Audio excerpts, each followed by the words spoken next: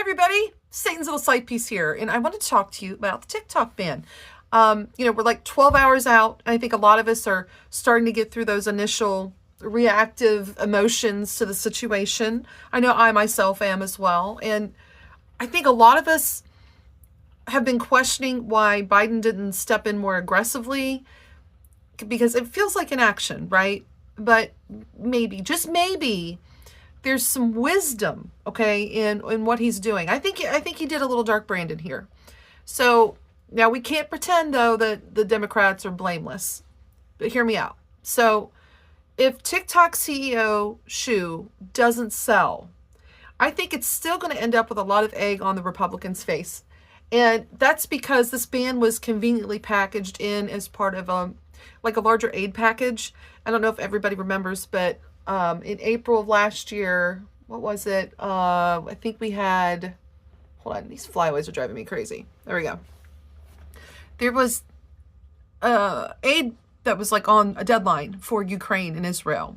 And the GOP were like absolutely just dug in. They were not going to allow us to send any money to Ukraine. So in order to get Ukrainian aid, we had to agree to a bunch of bills. Well, the Dems did. And the TikTok ban happened to be inside of this, okay?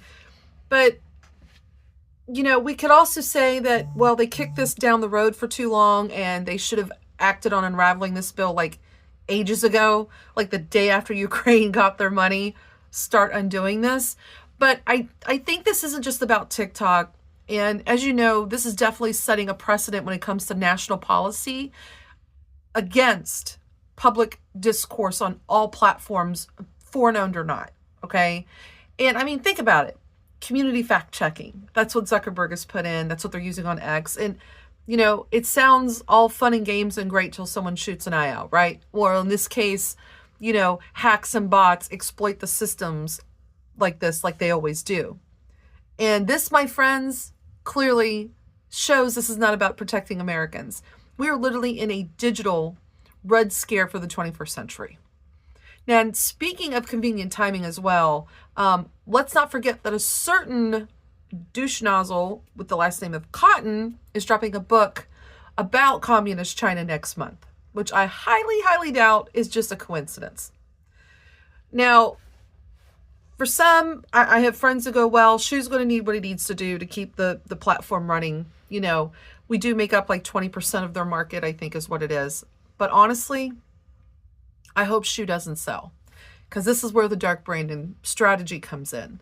If this app falls under U.S. ownership, we know it's not going to be the same.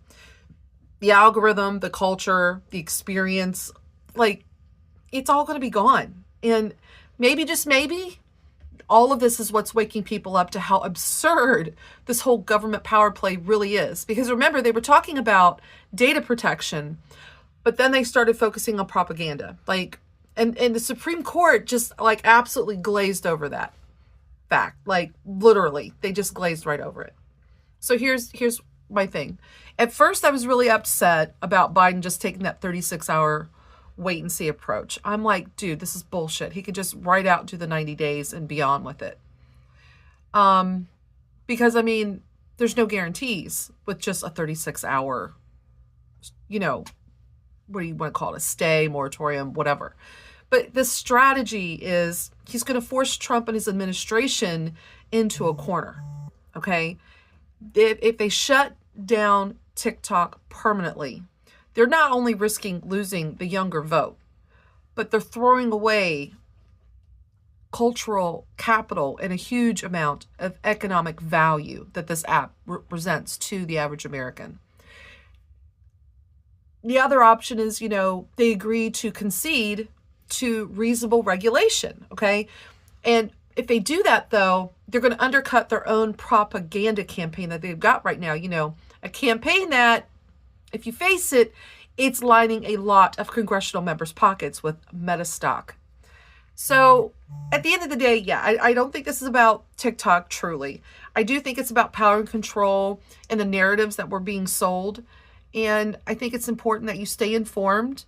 You, especially in these moments of high stress, stay critical. I think the Democrats and Biden didn't telegraph this strategy because they needed us to get emotionally involved and not be the apathetic people that we tend to be. Okay? As a nation, we're pretty apathetic. We let a lot of shit roll, okay? Unlike other countries. We're not out in the streets nearly as much or as often as a lot of other countries are when citizens feel like they're getting screwed over. We're pretty pacified for the most part. Give us our Netflix, make sure we can afford our eggs and cheese, and leave our video games and entertainment alone. Whatever after that, right? Clearly that's what's been going on in this country. So I think Dark Brandon has a good strategy here, and it's going to be one hell of a game of chicken. And there's going to be consequences across the board, no matter which way the Trump administration decides to go. Ultimately, I would like to see the Trump administration concede, because then we can stop this pivot into national policymaking where they're infringing on our online communities of discourse. We have the right to freely gather. And I think the Constitution, of course, didn't think about digital communication because that didn't exist back then. But clearly, free speech in a digital community is very important to protect. So I'm hoping Biden's strategy works. And by the way, yes, you can log into your TikTok account still. I did today. It shows me a little bit of history, but I can't really scroll and look at anything. And when I've tried to record videos, it throws them immediately to drafts. And all of my pre-existing content is gone, baby. Like brand new, spanking new looking in that account. It's so empty. So I really hope that y'all backed up your content, because I don't think it's coming back even if they turn it back on.